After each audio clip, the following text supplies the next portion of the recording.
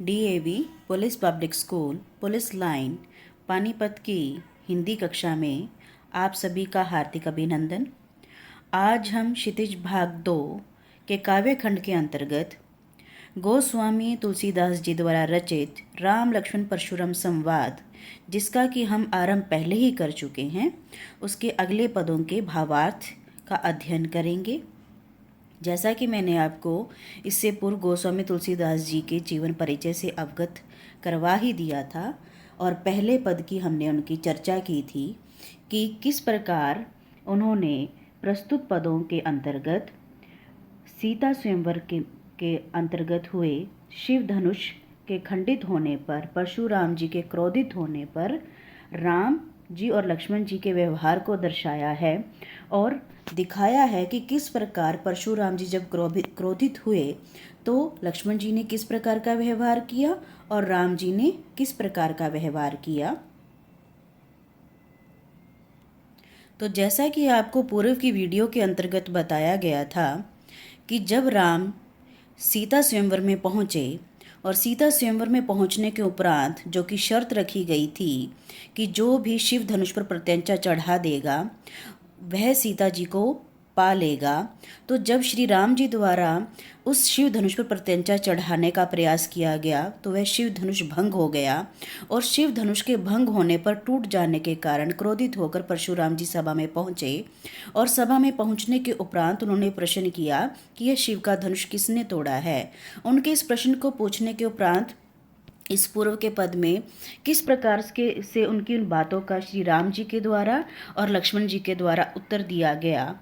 तो जब लक्ष्मण जी ने कहा कि हमने बचपन में बहुत सी धनुइयाँ तोड़ी हैं तो इस प्रकार हमारे ऊपर किसी ने गुस्सा नहीं किया, तो उनकी इस बात को सुन परशुराम जी और अत्यंत क्रोधित हो गए और क्रोधित होने के उपरांत बोले कि तुम नहीं जानते हो कि तुम किस धनुष की तुलना एक आम धनुष से कर रहे हो, अपितु सारा संसार जानता है कि यह शिव का धनुष है। जब उन्होंने ये वाक्य कहे तो इन वाक्यों के उपरांत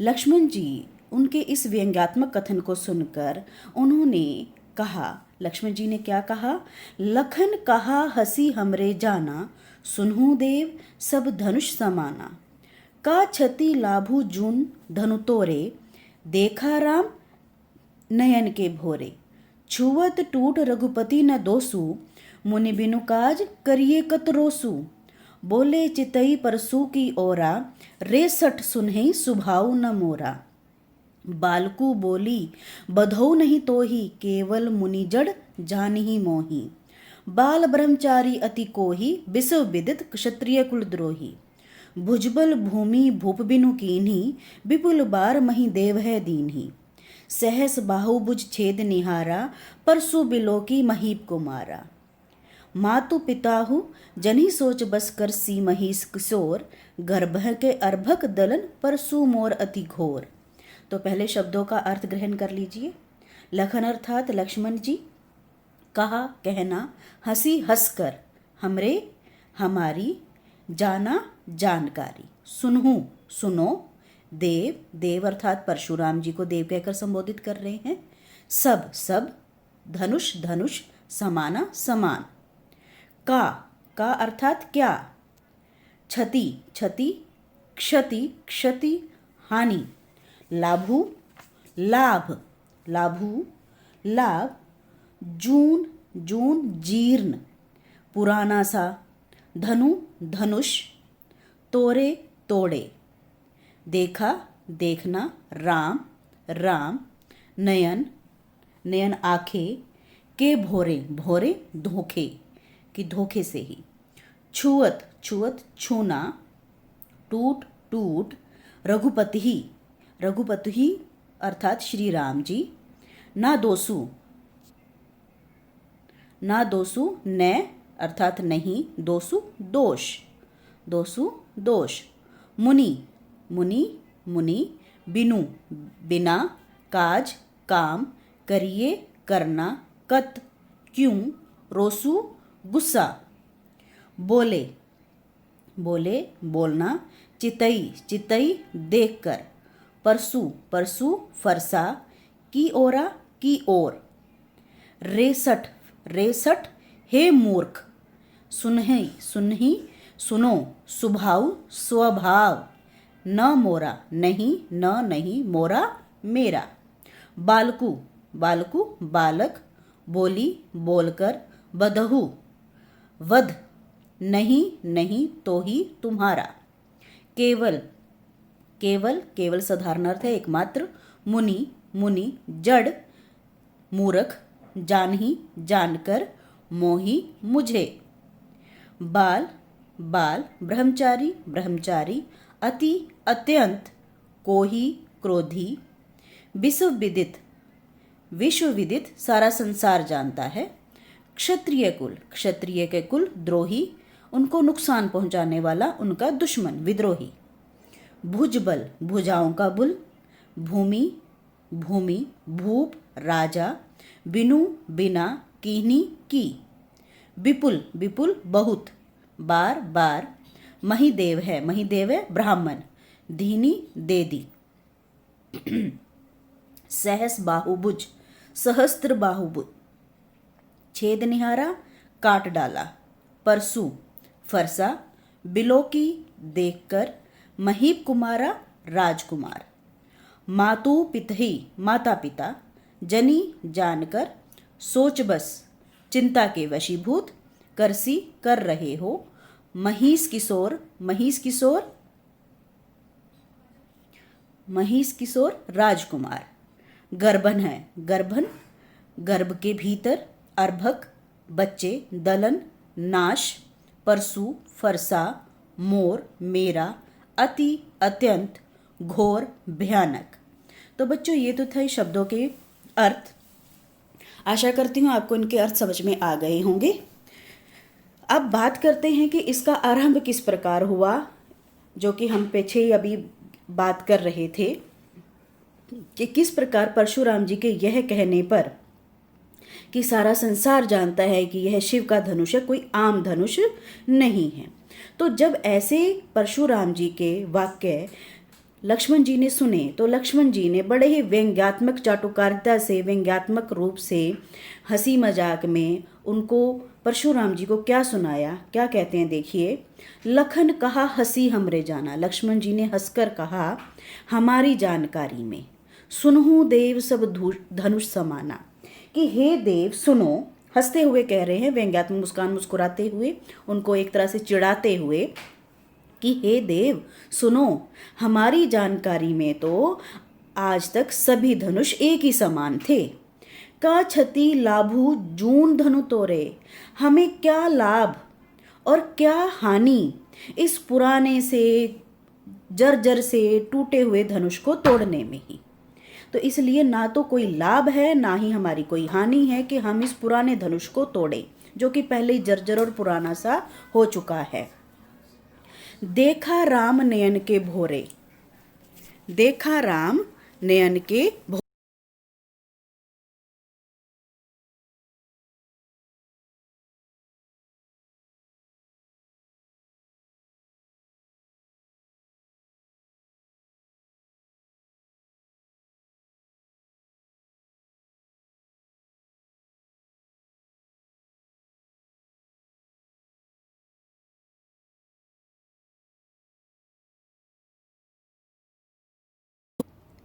कि जो श्री राम जी की आंखों के धोखे से ही टूट गया। अर्थात जिसके पीछे कहने का तात्पर्य यह है कि श्री राम जी ने तो इसे बड़ा ही मजबूत और ताकतवर समझकर उठाया था कि बहुत ही भारी होगा, बहुत ही मजबूत होगा, परंतु इसी धोखे से उन्होंने इसको बहुत कसकर उठाया और यह इसी आंखों के धोखे में टूट गया। छुअत टूट रघुपति न दोसु, इसलिए यह छूने मात्र से ही टूट गया, तो इसमें श्री राम जी का कोई दोष नहीं है। मुनि बिनु काज करिए कतरोसु, इसलिए हे मुनि आप बिना किसी कारण के क्यों अपना गुस्सा दिखा रहे हो, कर रहे हो। अब उनके इन वाक्यों को सुनकर, उनके इन व्यंग्यों को सुनकर, उनके इन कटाक्षों को सुनकर और हंसी को देखकर और इस प्रकार शिव के धनुष की निंदा करते हुए, अवमानना करते हुए, अपमान करते हुए परशुराम जी है वो फिर से बहुत अधिक क्रोधित हो गए और अपने फरसे की ओर देखते हुए बोले, बोले चितई परसू की ओरा, कि परशुराम जी फरसे की ओर देखते हुए बोले, रे सठ सुनहि सुभाव न मूरा, कि हे मूर्ख, शायद तक तुमने मेरे स्वभाव के बारे में अभी तक नहीं सुना है, तुम मुझे नहीं जानते हो। बालक को बोली बधो नहीं तोई, मैं तुम्हें बालक समझकर, बालक जानकर तुम्हारा वध नहीं कर रहा हूं।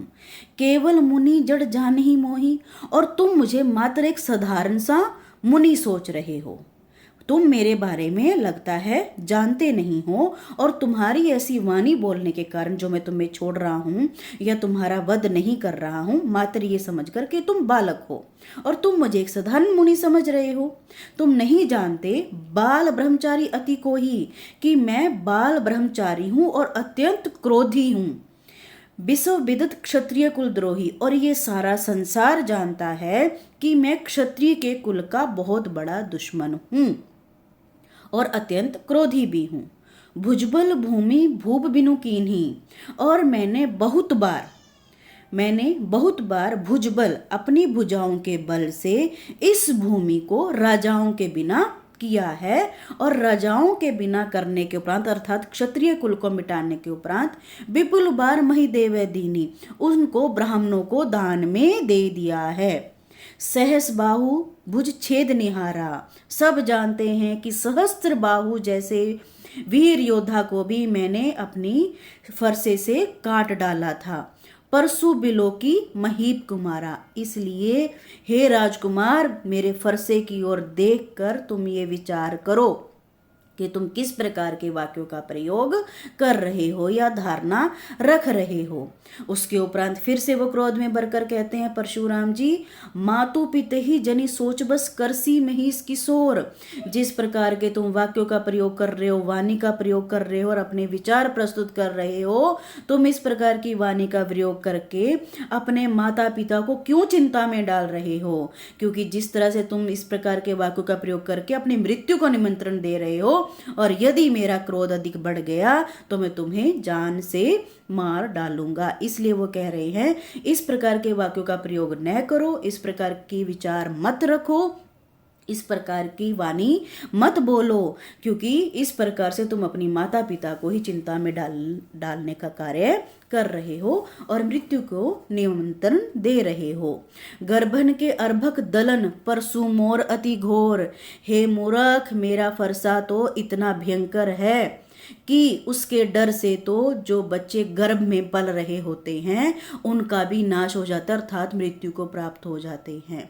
कि गर्भ में पल रहा बच्चा भी मेरे फरसे के डर के कारण, मेरे क्रोध के कारण कि वो इतना भयंकर है, उसके बारे में सब जानते हैं कि मैं किस प्रकार से अपने फरसे का प्रयोग करते हुए उसकी भयंकर क्रोध का प्रयोग करते हुए उस भयंकर गर्जना के कारण जो उसका जो डर है, उसका जो भय है, उस डर और भय से ही गर्भ में पल रहा बच्चा भी मृत्यु को प्राप्त हो जाता है। तो बच्चों, ये था आपका दूसरा पद, जिसमें कि लक्ष्मण जी के द्वारा कथन कहे जाने पर परशुराम जी ने फिर से अपने क्रोध को प्रकट किया और दर्शाया कि वो कितने क्रोधी स्वभाव के हैं और उन्होंने किस प्रकार सहस्त्र बाहु जैसे वीर योद्धा को भी, इतनी सहस्त्र भुजाएं होते भी, हजारों भुजाएं होते हुए भी उनको किस प्रकार से काट डाला था, और बहुत बार उन्होंने इस संसार को क्षत्रियों से विहीन किया है और ब्राह्मणों को दान में दिया है।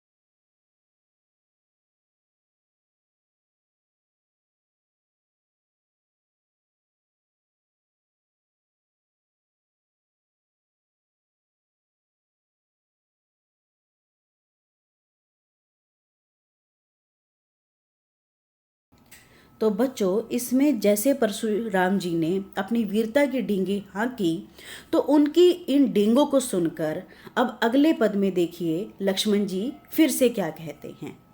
बिहिसी लखनऊ बोले मृदुबानी, ओहो मुनीसी महाभट मानी।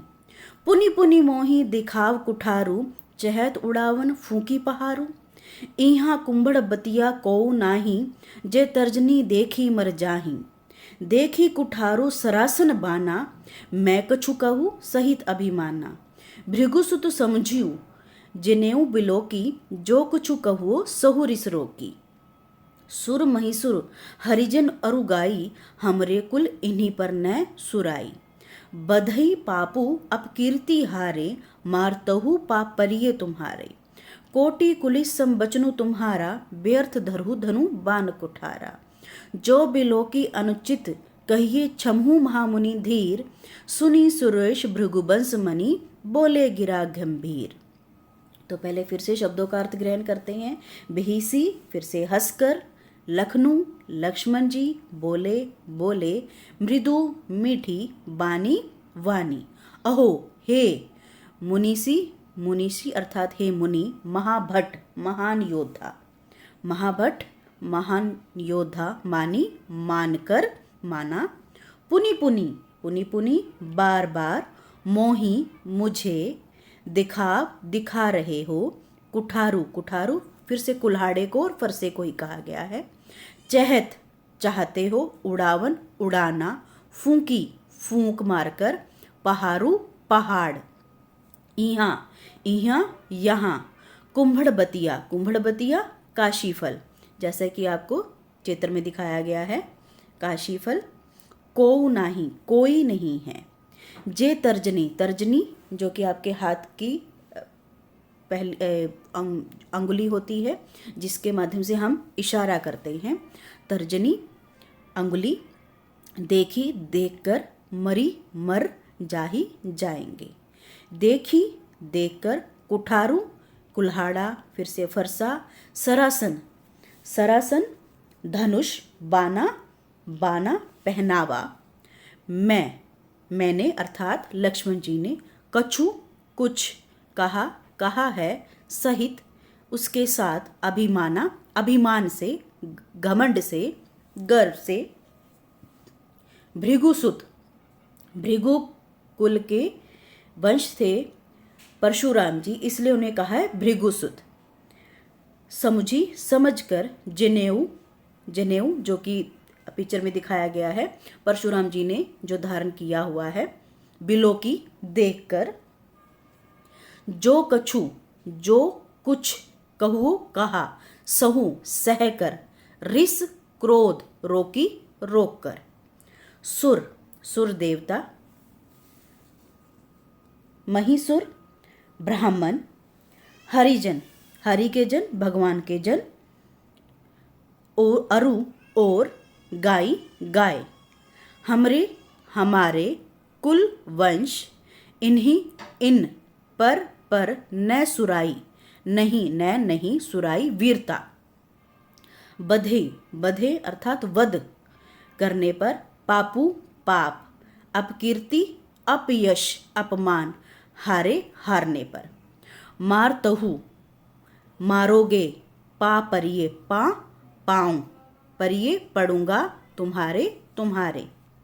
कोटि, कोटि करोड़, कुलिस, कुलिस कठोर वज्र के समान, समान सम समान, बचनु वचन, तुम्हारा तुम्हारे। व्यर्थ, व्यर्थ में, बिना किसी कारण के। धरहु धारण करना, धनु धनुष, बाण बाण, कुठारा कुल्हाड़ा फरसा। जो बिलोकी फिर से देखकर, अनुचित जो उचित नहीं होता, जो गलत होता है, अनुचित। कह्यूं कह दिया है, क्षमहूं क्षमा माफी। महामुनि, महामुनि परशुराम जी को संबोधित करके कह रहे हैं। धीर धैर्य। सुनी सुनकर, सरोष, सरोष अर्थात विश्वामित्र जी। भृगुवंश मुनि, फिर से भृगुवंश मुनि अर्थात परशुराम जी, क्योंकि वो भृगुवंश के मुनि हैं। बोले बोले, गिरा गिरा, गंभीर, गंभीर अर्थात गंभीर वाणी में बोले। तो बच्चों ये थे आपके शब्दों के अर्थ। अब हम भावार्थ ग्रहण करेंगे।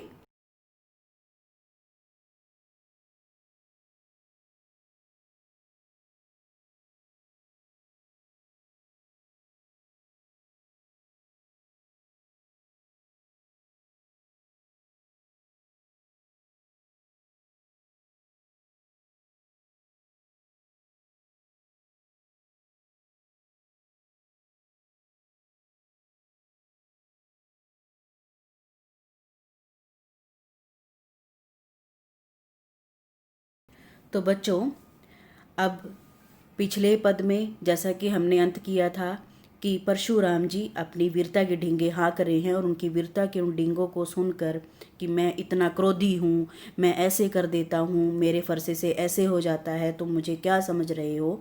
तो उनके इन डींगों को, उनकी वीरता की बातों को बार बार सुनकर लक्ष्मण जी अब क्या कहते हैं कि हे महामुनि, किस प्रकार से व्यंग्यात्मक बाणों को छोड़ते हुए, उनके ऊपर कटाक्ष करते हुए और हंसते हुए।